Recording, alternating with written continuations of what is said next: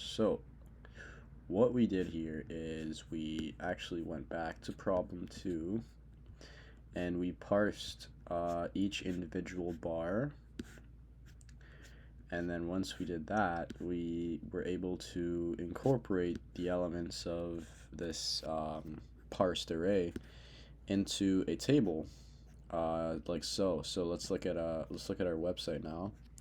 So if we refresh, we see that this table is still appearing. We have a table of 4 columns because in the specs it said that we need to have 4 bars or 4 columns, or 4 bars per table row. So we have 4 bars per row, and the way we did this, let's take a look at our code now. Let's look at how we parsed it.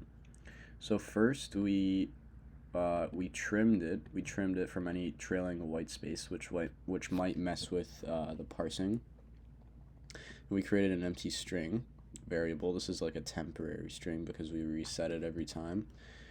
So we looped through the song bars, and then if we encounter a kind of like a pipe character, we check. We have 2 conditions. So we check if the next element is not the last element, and we check if the element after this pipe character is a square bracket. Then that means that we found the end, right? That's that was part of the specs, the requirements. Let me find it now. So yeah, so if we find a square bracket, it's the final bar. That means we found the end. So we push whatever we have onto this array, and then we break out of this loop. Our next condition is checking if there is 2 pipe characters. All right. So if the same condition, if it's not the last element, and if there's 2 pipe characters, we will also push whatever string that we have,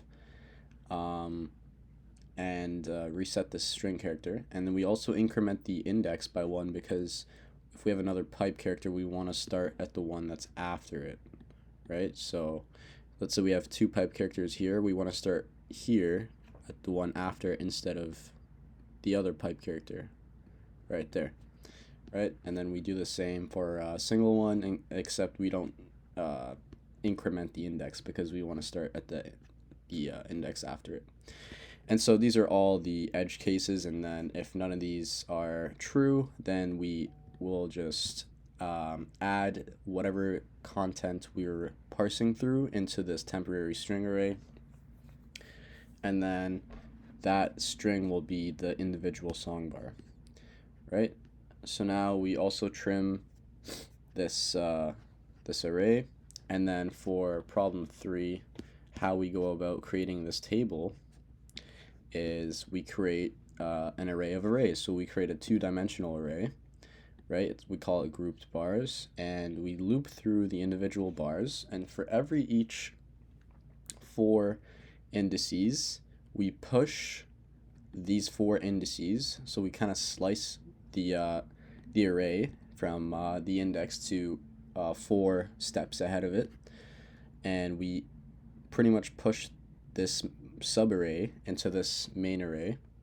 And so we have subarrays of these bars, and so with that we can directly implement these subarrays.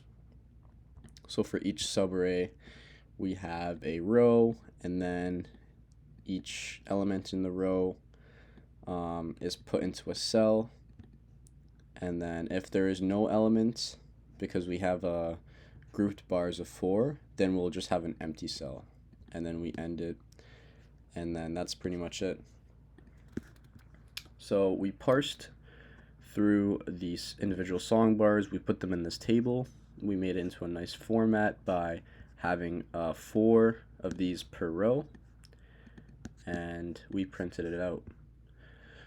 And I also adjusted some of the CSS styling so that it could look as identical as possible to the image provided.